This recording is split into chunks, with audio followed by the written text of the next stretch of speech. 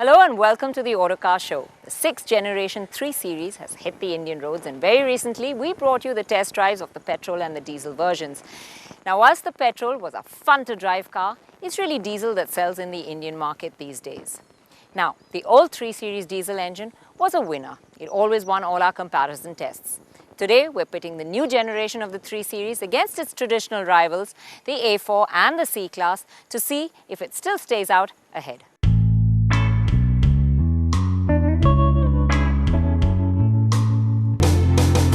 The 3 Series is the newest design, and it looks like it too, standing in the company of its competitors.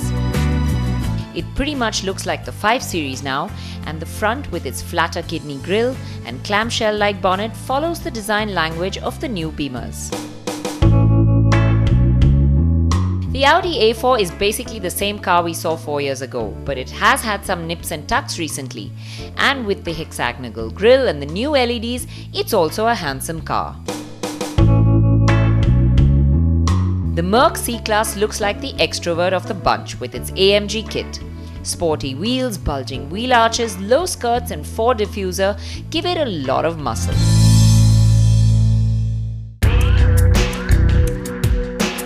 On the inside, the Merc is impressive with its build quality, from the way the doors close to the beautifully layered door pads. The dash, although, is pretty conventional in its design, but the sporty steering wheel and the black and silver theme add a little style quotient. We found that the MMI system on the C-Class was nowhere as sophisticated as the other two, and the central console with too many buttons is a little confusing. The Audi, in comparison, has the largest and best display for the MMI system, and it has the best interface too. Fit and finish on the Audi A4 are excellent, and this cabin feels the brightest and the broadest.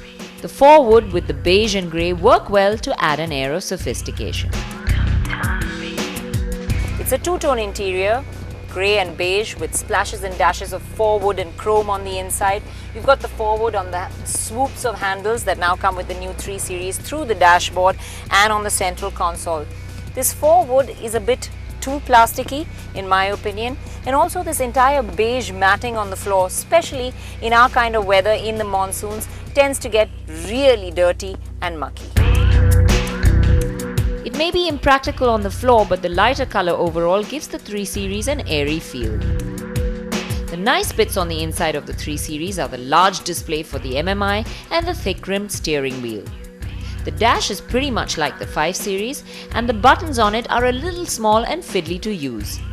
However, the iDrive with its great graphics and easy-to-use sub-menus more than makes up. The front seats are the most comfortable of the lot, offering good cushioning and support. Under the hood, the Merc gets the biggest heart. The Audi and the 3 Series get similar 2-litre engines but different power outputs.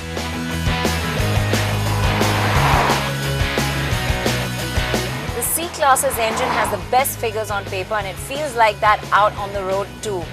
It's a nice, strong, punchy engine. Put your foot down and you get a nice surge of power. You get pushed back into your seat and it feels quick. But surprisingly, the 3 Series pips it to the 100 mark by 0.14 seconds. It is a small margin, but considering the Merc has 23 bhp more, it's still impressive. The reason the BMW gets there quicker is because it makes excellent use of its closely stacked gear ratios. And of course, the Merc is heavier too. Once you pass the 100 mark, the C-Class starts gaining ground and catches the BMW by 150. And then gets to the 200 mark a whole 2 seconds quicker than the 3 Series. The beauty is the effortless manner in which the C-Class does it, especially the kind of power you can get when you put your foot down even in higher gears. The only downside is the gearbox. It's a little slow to respond, and though it's better in manual mode, it's still not as good as we'd like. The BMW gearbox, on the other hand, is quick to respond and makes the BMW's engine feel fast. The BMW's engine is nice and punchy and strong. However, there is some lag, and you really have to spin this motor past the 2000 RPM mark to feel the meat of that power. Once the power kicks in, the upshifts are smooth and seamless, and you ride a wave of torque that's pretty impressive. and in the real world, the 3 Series feels quicker than the C because of its responsive nature. In the race to the finish line with the Mercedes and the BMW, the Audi with the least power is simply outclassed. But when you drive it on its own, it doesn't really feel underpowered. The A4's engine delivers power in a really linear manner. There's no hint of lag. You put your foot down, there is power. And that's why I think that in urban traffic conditions, this engine will really perform the best. The smoothest engine of the lot, most refined by far, is really the A4. You just don't hear it on the inside of the car. The Audi is the quietest of the lot. The BMW does get gruff when it's pushed, but it settles down when you cruise. The C is definitely the noisiest. You can hear it when you accelerate, and even when cruising, you hear the distant drone of the engine. Both the C-Class and the 320d come with fuel-saving technology like stop-start, and the BMW even gives you the EcoPro mode as well.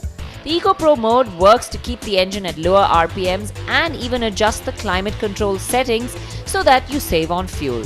This technology helps the BMW 3 Series claim another victory. It has the best figures in the city and on the highway. The Audi comes in a close second, and the Merc is the thirstiest of the lot. Now, the Audi's engine did well in the city, and so does its suspension. It's simply the best at low speed. It does away with all the bumps and potholes and has a soft ride, but that does affect its handling, especially at higher speeds. The body wallows and pitches, and it tends to feel unsettled. The A4 is not sporty in its nature and is more suited to a relaxed driving style. Be it the engine or the handling, the A4 just doesn't like being pushed. It's in its comfort zone being driven in the city, and that's really where it shines. The steering is really light, in fact too light, but it'll be an advantage in the city because parking will be very easy. Now, whilst the Audi does well in the city, the C-Class feels stiffer at low speeds and gets caught out on uneven surfaces. But go faster and the ride becomes supremely flat. Switch the dampers into the sport mode and the handling sharpens up too. The C feels unshakable. Now, normally Mercedes is known for being soft, for having a comfortable ride at the back, but the C-Class is really surprising with the way it handles. The grip is shattering, the balance is really good, and you can chuck it around corners and have real loads of fun with it. It inspires a sense of confidence. If there's one problem that I have with it, is that the steering feels a bit light. However, the light steering is an advantage in the city and when you have to maneuver through traffic. Now, as far as handling goes, it's really the Beamer that provides the most thrills. The BMW steering feels light, but is quick and accurate around corners.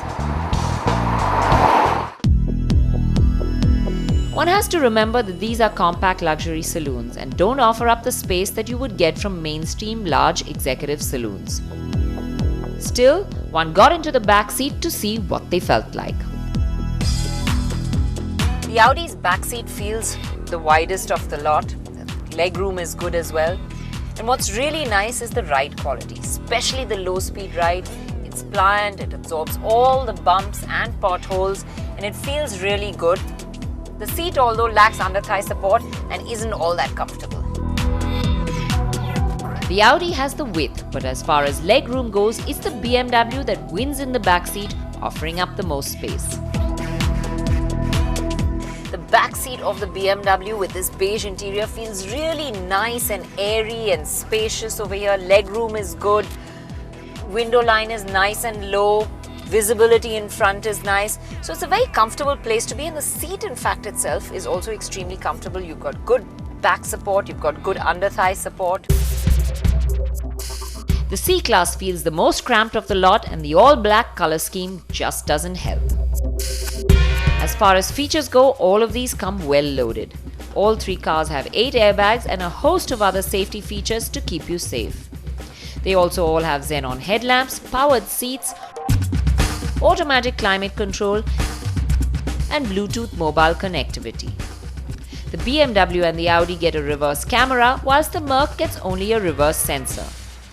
But the Merc does get electric adjustments for the steering and a twin sunroof that opens up more space than the others. The BMW on its luxury trim gets a satellite navigation system as well.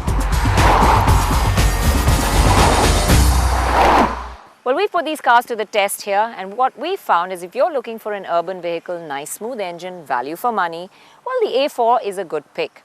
If you're looking for something that has a nice punchy engine, good handling, just a performance car, well then the C-Class is your choice.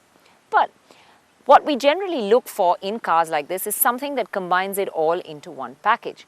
And what does that really well is the new BMW 3 Series. Be it performance, be it handling, be it ride quality, this car combines all the attributes into one package extremely well.